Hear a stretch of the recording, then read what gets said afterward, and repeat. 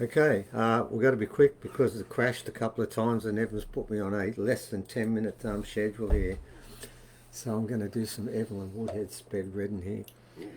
An old Cheech and Chong joke that most people won't get. Oh God, it just went off. No, it's It's back back. on. Oh God, who knows? I Don't don't know know if what much. it's doing. Well, I tried the Cheech and Chong joke. I'm not even sure if I got up. But anyway, look, very quickly, we'll do this quickly. We're having issues here. First up, I've done an article, and my wife reckons it's the most boring one I've ever written, which It is, involves quantitative yeah, data. it involves data. What I've done, and I'm going to hold this up now, I've created, it's actually done properly, a, a actually compilation of all the results there from the 76 people who filled out one of these forms, 76 responses. And very quickly, because I don't have much time, I've written an article. I said I would write a paper up about that, and I've had to write it scientifically to make an issue about the fact that the rocks are actually entities. They exist, they have an awareness, and they are aware of us and they're aware of themselves, and they have qualities and quantities. And we believe they have powers. Now, for those people who sort of cringe and think, what are you talking about? I'm talking about the fact that uranium has an energy which goes off forever, literally, and it just sits there and it's a rock. So we know that's the case. So we know that some rocks do have some form of energy. But our Geiger counter detects the uranium's energy, but it doesn't detect the others. Well, we're trying to do that. In fact, in our next online workshop, we're going to continue with this, and we're going to try and use a machine. I don't know how it works, but we're going to try and use a machine to see if we can quantify that something's happening. Now, what's really interesting, and I've got to make this quick in this contact, is that of the 73 responses, 76 responses, two, and I've got to be honest because no one puts names on here, but because two of the people that came just didn't look like they belonged, I actually, as I put it back, I sort of snuck a look when I took it away from them, and those people both put down nothing. That puts me down to one person. I've got a suspicion who it is, but I'm not sure about that. One person who didn't get a reaction, and the other 73 did. Now we know they all did is because all 73 of them, for one, said one important factor. Now, when I asked for experience directed towards, sometimes people's mind got 60, soul got 68, and the whole body 64 out of the 73 who made a response. But when it comes to feeling energy waves coming out of the rocks, I got 73 responses. Nobody, bar those three people, two of which shouldn't have come and didn't actually pay for tickets. They were stand-ins for other people, didn't know a thing about what we're doing, didn't know anything what we're doing, and there were things they said and done in two of those cases where I felt, I don't know why you're here, but I do know why you're here, because what I'm saying is that if you are someone who's looking the right way and sees that there needs to be a change that's taken place and open to it, the rocks will embrace you. Now, whether, and as I said before, the two highest results here on the manner of contact is vision and heat. Quite amazing, the heat one. And the actually, of the tens, that's the highest ranking there are. There's only one between them. Now, I never expected heat to get what it did, but it did.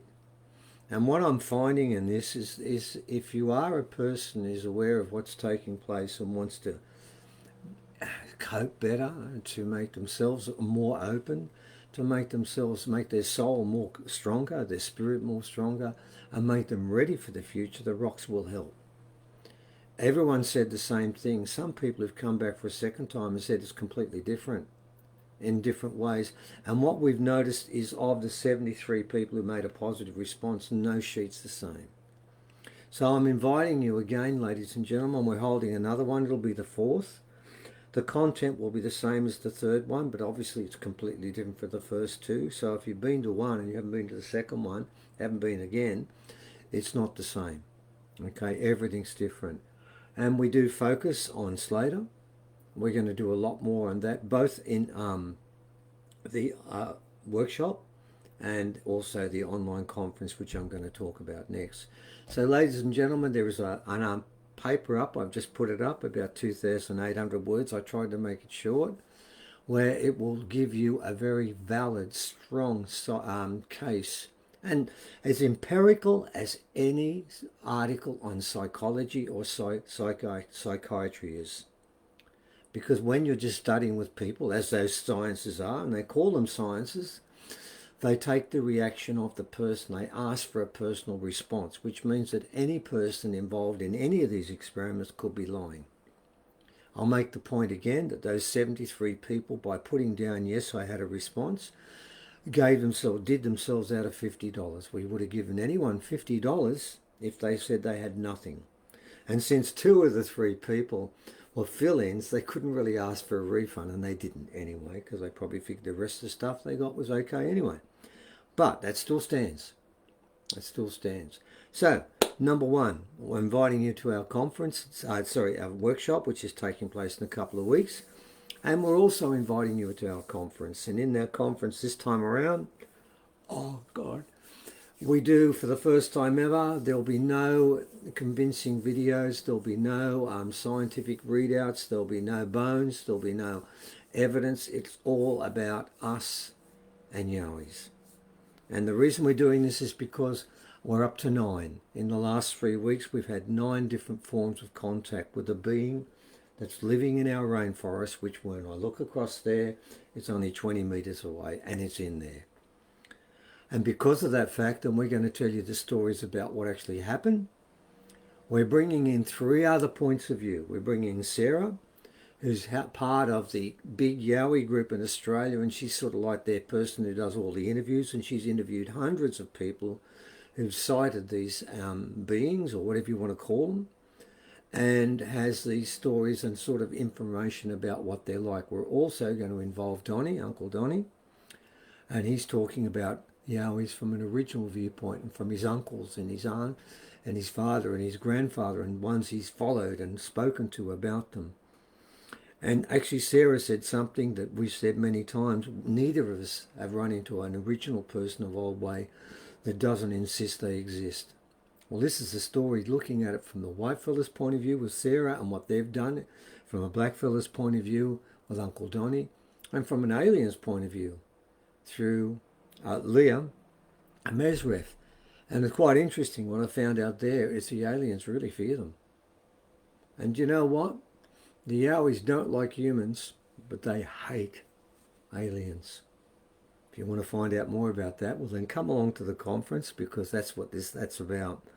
It's a completely different setup this time around. We're doing something far less tangible and far less scientific, and more out there in the field of maybe or maybe not.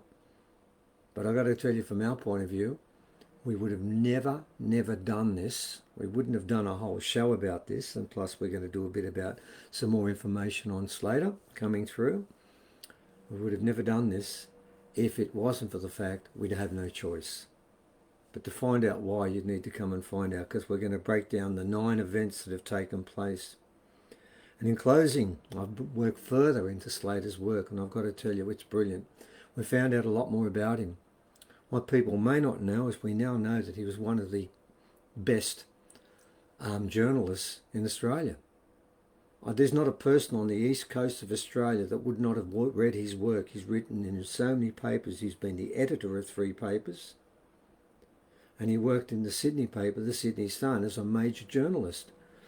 He also was a very, very close confidant and colleague with the Archbishop of Sydney, the Catholic Archbishop of Sydney.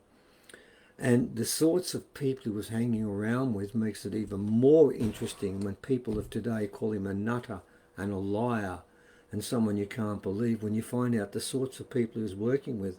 And plus, from at least the 1890s through to 1930, he was a full-time journalist. He actually was running the editor of a Newcastle paper, the major Newcastle paper, and during the time he was there, he doubled its circulation. And then there's another story about him being presented with all these awards as he moves to become the main journalist in the Sydney Sun.